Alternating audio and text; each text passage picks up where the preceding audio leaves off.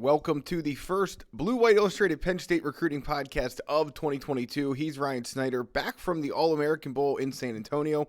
I'm Greg Pickle, back from Tampa and the Outback Bowl, where, of course, Penn State ended its 2021 season with the loss to Arkansas. Ryan, we last talked prior to that matchup. You obviously saw a bunch of Penn State guys at the All-American Bowl. We'll get to that in just a little bit, but the 2021 season in college football has now officially concluded. Georgia beating Alabama. You called Georgia on this podcast way back when in August when you, Dave Eckert, and I got together and discussed the odds and the bets and things like that prior to the start of the 2021 season. So congratulations to you. A good game last night. Two really good teams on the field. Obviously, Alabama dealt with some injury issues, especially at receiver, and that played a role in the game. But Georgia just outlasted them, and this was not your typical dominant Alabama team for much of the season. It looked that way in the SEC title game, but that really I don't think was the complete picture of who this team was. And Georgia put it all together, and Kirby Smart gets over the hump. Yeah, I saw a stat this week for teams who played each other in the regular season and then played each other in the bowl game. And for the team who lost, I think they won something like I think it was like 16-7 in the rematch, which I thought was interesting. And there was also some stat where it's like they've won 8 in a row if you lost in the regular season or the conference championship game, and then or no, I guess it'd be non-conference play. But it was an interesting stat, I thought, going into last night's game. And I did. There was a lot of times in that game, man, where I did not see Georgia pulling that out. And it was all about that running game. I thought, man, they came out in the third quarter and really, put their stamp on it. And I didn't think either team was going to be able to run in that game. So for Georgia to do that was impressive. But, I mean, it comes back to talent, man. This is a recruiting podcast. So let's just go through. I'll just run them through you real quick. I mean, 2017, Georgia had 3 5-star commits. In 2018, they had 7 5-star commits, guys. I mean, that's the team you're looking at there right now. Yep. Actually, depending on where you look, 9 5-star commits if you look at the consensus. So that's one thing I missed there. 5 again in 2019, and I think everybody knows that Georgia's on a roll right now. 5 again in 2020. So stars do matter. It's not a perfect system. It will never be a perfect system. But you add 20 plus 5 stars to your team, there's a good chance that 13, 14 of them will pan out in some sort of form. And I think that's what you saw, and that's what you're always seeing with Alabama too. So, I'm happy Georgia won. I was on that train early, so I'm happy you brought that up, Greg, because we've had some fun discussions about that. Although I guess our recruiting podcast, or excuse me, our futures podcast, I think we were arguing over SEC championship and not really the national championship. So you got to win there too. They obviously won the SEC championship over Georgia, but happy the Dogs pulled it out. It was a fun game, and we needed it after those crappy semifinals. Yes, no doubt about it. So, like we said, the 2021 season is over. Before we know it, the 2022 Penn State football season will be here. A lot to get to, though, on the recruiting front before that. And we're going to start with a look back at the All-American Bowl, where 4 Penn State signees were on hand, 2 of them now on campus as early enrollees. 2 of them will arrive later this year.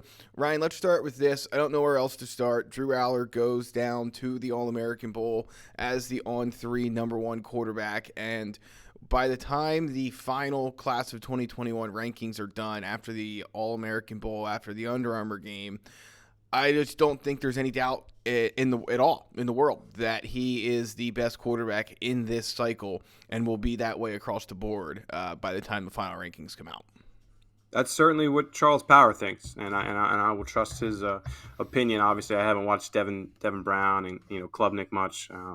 Seen as much as most people have, but as far as watching full games and all that. But look, Aller, he struggled a bit in that championship game, in the All-Star game. I think you can look at 3, 4, 5 of those misses and say that it was more so because of wide receiver cohesion than him really messing up the throws. I know there was 2 for sure where I watched those throws in practice all week, and the wide receiver either ran 15 yards and curled, and he should have ran 10 or something of that sort. But just watching these highlights here, I mean, he was absolutely dominant in the one joint practice where all eyes were on him. Every scout from every network was on him.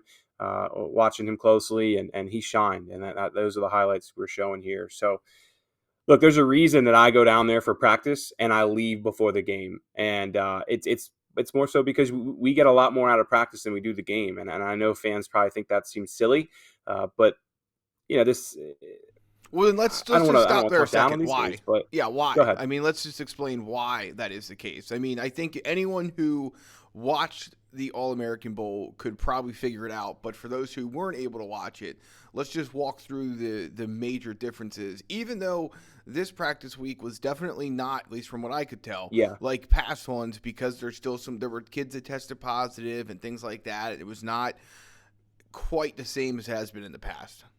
Yeah, well, both teams were missing, I'll say 10 around. I mean, it was a little bit more for the West than the East, but yeah, both teams were missing a bunch of players because they tested positive for COVID, and I hit on that with T. Franco on Friday. It sucked, but I mean, look, these games are fun scrimmages. That's what they're supposed to be, and I think these guys take it serious, but I don't think all of them do. I think a lot of them kind of give 80% effort in a lot of these games, Yeah. and I know that sounds silly, but I think you can also point to someone like Dani Dennis Sutton, who absolutely gave 100% effort in every rep he did, and I think you could see that, where there's a lot of, I would say, skilled players, and I'm not going to point to specific people, but a lot of other guys just, it's not what you would see from a playoff game, and then, or a high school playoff game. But in practices, you can just see different drills and whatnot, and I just think from a scouting perspective, that's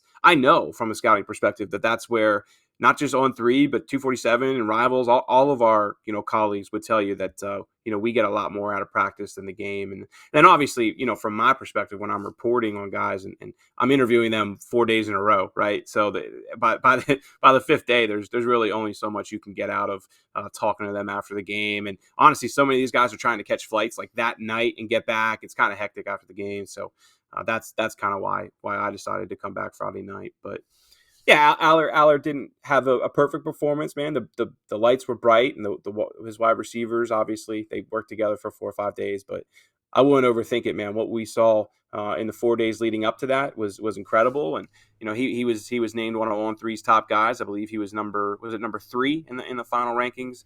I believe Michael Williams was number 1. Isaiah Bond was number 2, and then Aller was 3, and then of course Dennis Sutton and Singleton also finished in the top 10. Absolutely. And I think that, again, the biggest key to any of these all-star games is that guys get out of there healthy, right? And that, I can't imagine being, and, the one injury note that we'll make is that Caden Saunders, the receiver, went through 1 day of practice at the Under Armour game and then was pretty much done after that with, I believe it was a hamstring, Ryan.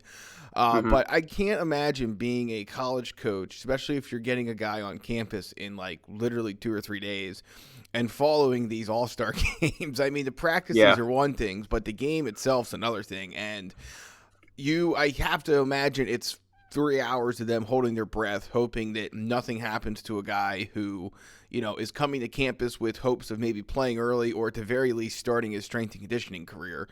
And, that is, I can only imagine what that's like for these coaches, but it looks like on the Penn State side of things, all went just okay in that, It looked like the one kid tore his Achilles in the game. I forget who the name is off the head of my head, but that's, just from watching on TV, that's what it really looked like. So that was incredibly unfortunate. And then, just when I go back to practice, normally we have like a little more full pads in these practices and they get after a bit more.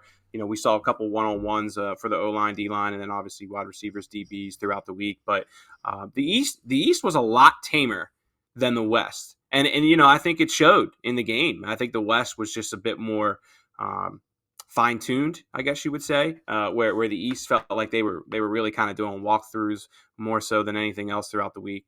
So I missed the Tuesday morning practice, but I was there for every other one. And really that joint practice against the West was the one time where I really felt like the East was getting after it. And a lot of other ones was kind of more walkthroughs. And I'm not begrudging Tim Roken and his staff, St. Joseph Prep guys who were there and some other coaches for handling how they did. This is a total all-star game.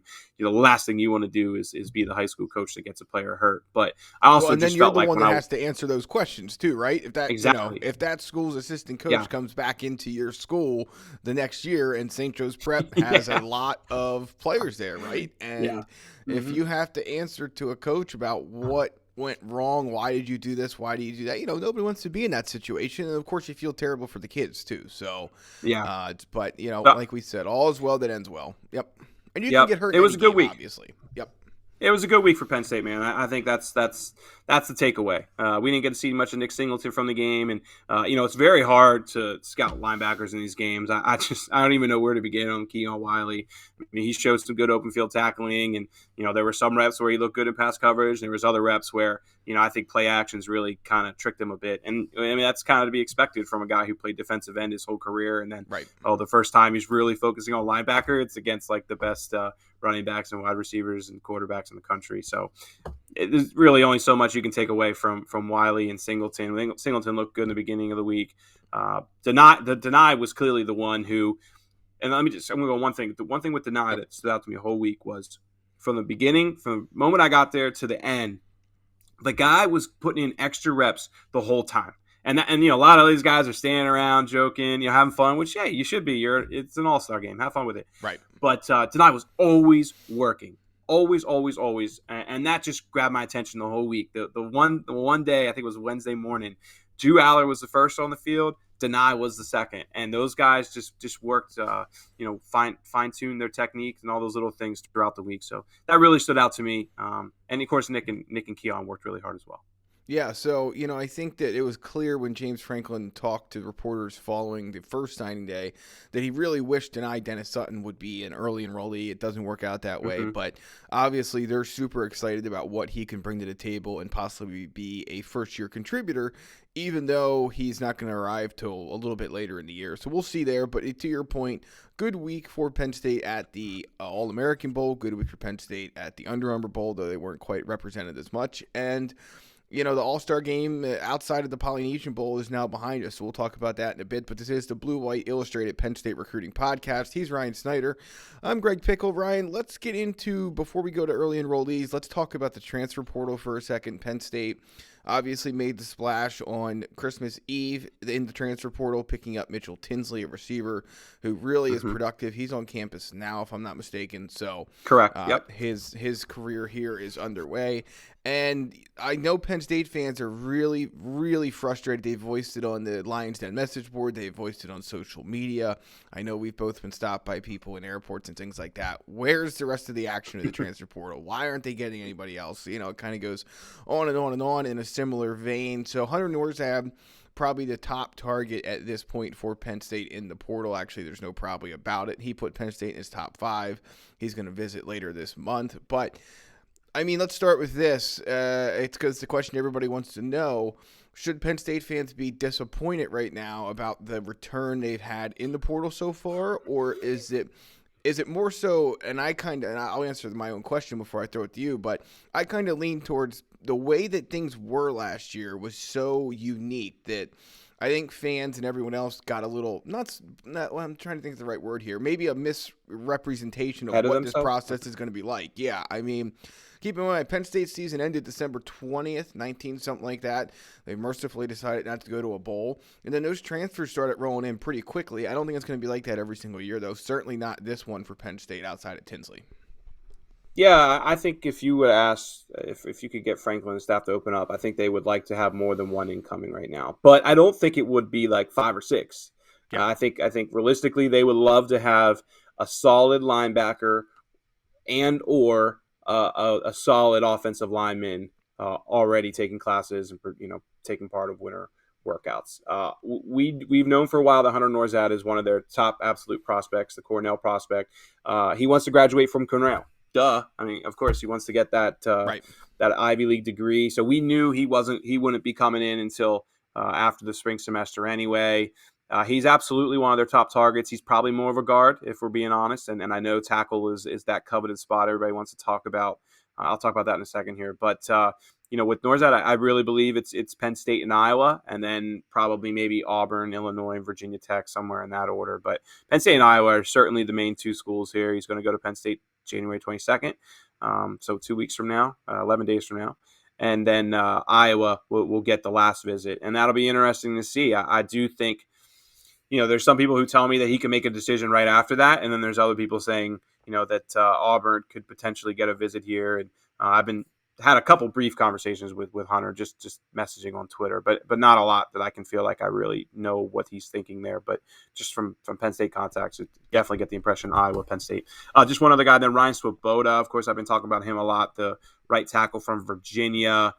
I'll say this: I believe Swoboda is enrolled at a handful of schools right now, and I believe Penn State's one of them. So if you were to dig in that, I believe.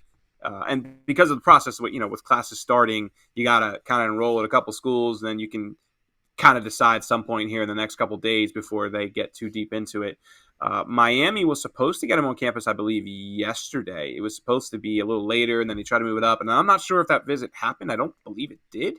And now I'm hearing UCF for him. But the point here is that the Tampa native is probably going to stay down south. There's a lot to talk about UCF, and Penn State absolutely would take him. So I'm not exactly sure why they've lost in this recruitment, or if he just wants to stay close to home, whatever it may be. I do know that they were really trying to get him to that Outback Bowl open practice, and he wasn't able to make it. And I know that some Penn State people were a bit upset by that. So we'll see what happens there. One other guy I just want to mention quick is O'Cyrus Torrence. He's from, I believe, Louisiana, I want to say. UL Lafayette, or I think it's just now Louisiana, right? I believe that's what it is. But Yep. He's got a lot of Southern schools after him. Penn State is in communication with him, but another guy that it's going to be hard for me to see him coming north. I know Florida and LSU, I believe he visited Auburn. I think he's going to visit Florida and LSU here soon, and Clemson and Ole Miss are also in the mix. So he's a guy they're pushing for. I know he's having conversations with them, but don't have a ton as far as positive news, man. It really feels like Hunter Norzad's the guy, and maybe some other players here will emerge. But now with classes starting, when are they going to be able to get here? Obviously, I don't think that can really happen until May. Yeah, things slow down pretty well on this front. You'll get, like Joseph Darkwell went in the transfer portal for Penn State on Monday. You'll get a couple of those here and there as guys look to maybe use that time in mid-January to early February to go see some campuses if they can make it work. But, yeah, things for the most part are going to slow down there. So not the kind of start to the portal hunt that Penn State would have liked, but we'll see where things go. We're about halfway through this edition of the Blue White Illustrated Penn State Recruiting Podcast. Ryan Snyder and Greg Pickle back with you for the first episode of 2022. We're moving along now to the early enrollees. Ryan, 9 high school players are on campus, plus Mitchell Tinsley, who we talked about earlier. But that number was supposed to be 10 out of high school. Cam Miller, the corner from Florida, no longer enrolling early. This was one you had hinted at on the Lions Den message board back during signing day, that it was not necessarily a guarantee that this was going to work out for Penn State and for Miller, and it does not. He'll be here a little bit later this year. But it doesn't take away from an extremely good group of players who are now in the mix and starting classes at Penn State. Yeah, it was hinted to me on signing day when Penn State puts out that list of these are the 10 early enrollees, and when I checked in on it, they said you list the 10, but keep an eye on Cam Miller. He's not 100% sure, or I'd be lying if I said I know the exact reasons. Cam, I don't know if he's ever given an interview with any Penn State site. I don't believe he has. Not that I've seen. I know I've been struggling to get him. So I do know that he's participating in the Polynesian Bowl, which you hinted that we would talk about. Which I think was. Are you headed to Hawaii, or do I get to go? Oh, what's yes. What's the deal there? I'd love to. Man. I don't think either of us are gonna. I don't think either of us are gonna get that call for the Polynesian. Yeah, I assume one of our West Coast guys will be getting that one. It's a little easier for the LA guys to make that trip. But that's definitely on my bucket list, right? Let's go to that one.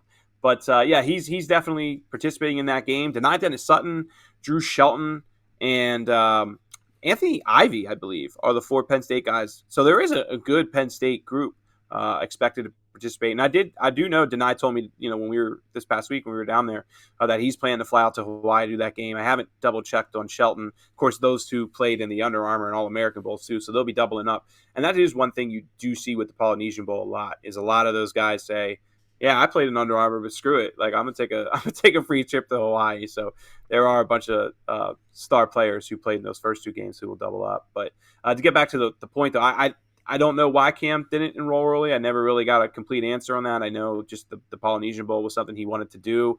Whether that's the exact reason or something else, I'm not sure. It is 15 degrees out here today, so maybe he decided to hang out in Florida for a couple more months before coming up here to the Tundra. But either way, it's a Yeah, I good was group. thinking about Obviously, that. You have go Zane ahead. Durant up here now. You have Katron Allen up here now, and it's like the real field today on Tuesday, January 11th, is like 5. So I'm Mm-hmm. sure those guys are loving their trek from whichever dorm they were assigned to the Forum Building or across the West Campus or Yeah. just about anywhere at this point. Yeah, so but it's a great group. Obviously, getting the quarterbacks on campus is huge, right? I mean, they need a good quarterback competition. We know VU has stepped up, and is appears to be a true competitor for Clifford. But having Aller How and many Bo in there, times getting those between spring reps. now and August do you think we'll say the phrase or write the phrase quarterback competition?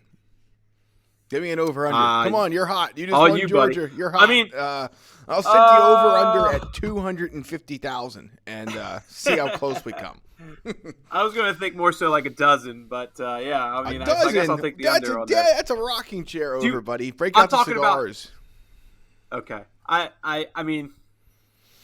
It's going to be Clifford, guys. I don't know what else to say. I mean, now get 4 or 5 games into the season, and a loss to Auburn, and obviously with Ohio State. And Hang on a hey, second. Let me write down where we are in the podcast because I got to put the ad in prior to you saying that because everyone's might just tune out at this point. No, I'm sorry. Yeah, Go that's ahead. a good point. That's a good point. We'll see. I obviously Aller looked great. I think he has a lot to learn still. Just before we throw him into that, kind of a scene. But anyway, I mean, just getting those guys on campus, get Nick Singleton on campus, who, by the way, Nick was the one guy down there all week that was like, yeah, I'm absolutely coming in and I want to play. And Nick is always very humble, very kind of quiet. He's easy to interview because he's a great kid, but he's quiet and, not one to really elaborate on things. So for him to be as confident and, open about like, yeah, I'm coming in here to play, I thought was pretty notable because we don't always get that from him. But obviously Caden Saunders too. Amari Evans will be fun to watch in spring practice. So a lot of positives from that perspective. And of course, JB Nelson too, who they need reinforcements on that offensive line. Yeah, Katron Allen as well. I feel like he's the Bo Perbola a little bit. It's interesting because the PA guy is overlooked at quarterback. The PA guy is not overlooked at running back.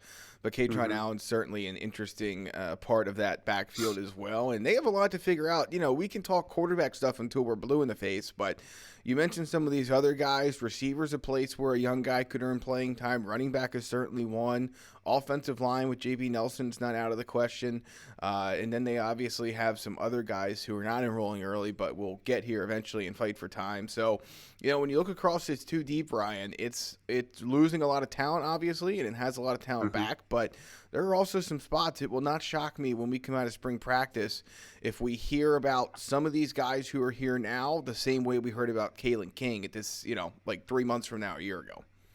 Absolutely, somebody's going to. I mean, this roster isn't Georgia. It's too there's too many holes right now.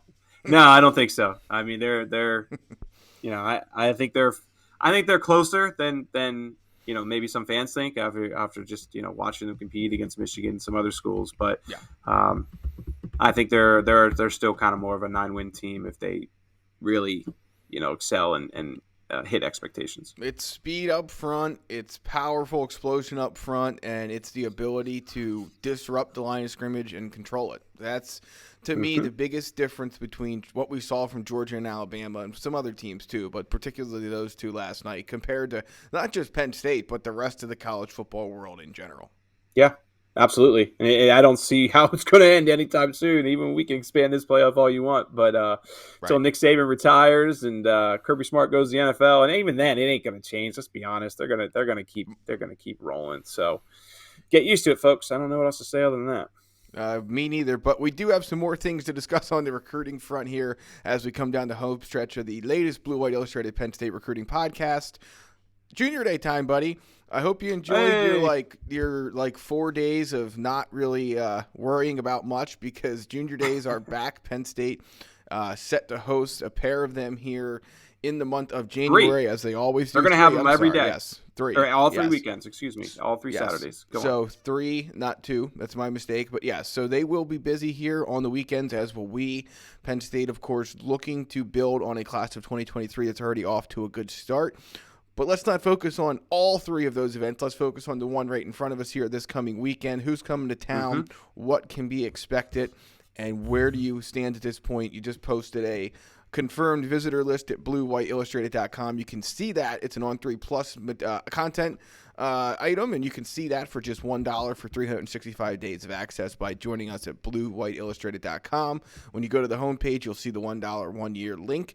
Click that, punch in some information, and you will have the latest intel from Ryan. But let's just set up the scene here. You've posted about a couple of guys that will be on hand, and it should be a pretty good start to this part of the cycle, because the cycle started a long time ago. But now we're in a little bit more of a serious time with the calendar flipping ahead. Yeah, this is all eyes turn to 2023. Now, of course, these junior days can be called sophomore days and freshman days too. You're going to have 2024, and I'm sure some 2025 kids will pop up. The list I posted today is primarily January 29th guys. Honestly, I sent out a mass group of text messages. It's kind of how you do it, Saturday and Sunday, and just a lot of guys have responded for the 29th, and that's what that list is. I'll let premium subscribers, get that information. We'll go from there. I will talk about the upcoming one, and there's 3 key guys right now that we have confirmed. The first, of course, is Evan Link, and I've been talking for a long time that I think Evan Link is an incredibly important player in this class because when I look at their group of offensive tackles, I really think they won. He's just the most realistic. To me, Luke Montgomery has a lot of options. I think Penn State could be top 5, but they feel like 4th or 5th. And Samson Okinola, he has to visit more schools. It's kind of all over the place a little bit. We will see. Class at tackle 2, 3, 4. Where do you stand on that? They need talent. They need talent, man. They need bona fide it's very talent. much. Yeah, it's very much to me. I'll lead you down the road that I was hoping you would go down, but to me, it's very much a quality over quantity situation along the offensive line, but especially a tackle in this cycle. Absolutely. But it's just hard because there's only so many to go around. We're talking about size and power and everything for Georgia. Well, their offensive lines for both of those schools and, the other top programs like Ohio State, they're the same way. They clean up on those elite offensive tackles. So it's not easy, man. But Evan Link, to me, he's kind of one of those guys in the top 4 or 5. Chase Basantis, Scott didn't mention earlier, he's also in that group, but I just don't see it right now with Penn State. But Penn State certainly leads with Link. So I'll be curious to see what happens. I know he's looking at Northwestern and Stanford, so academics are incredibly important here. He's talking about going to Stanford, I believe, the 29th. So just be curious to see how that happens. He's in no rush. I think the summer commitment for him, but when you follow the visits and look at what Penn State's done in the past with Gonzaga and those WCAC schools, there's reason to feel good there. But he's incredibly important because right now he feels like the best offensive tackle prospect that I can see them realistically getting. 2 other guys, Sam Pendleton, I want to mention quick. He's an offensive guard likely from North Carolina.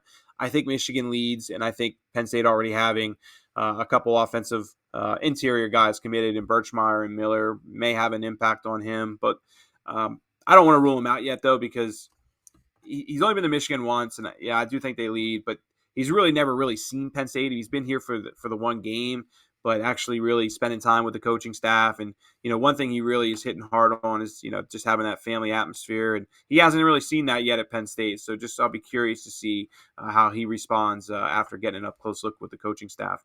And then one last guy, Musa Kane, who I think is another very, very important defensive back prospect.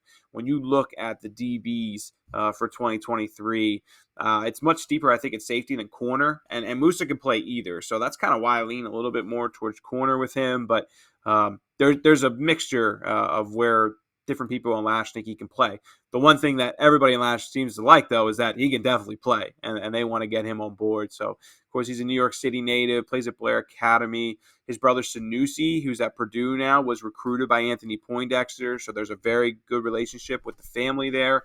And this will be, I believe, his 3rd time on campus. So a lot of positive signs there with those 3, and we'll have a complete list coming here in the coming days. I've been kind of putting it together behind the scenes. I like to kind of put that all out there when I feel really good about it. But those 3 guys will be certainly ones to key on this weekend, and I'm sure others will come.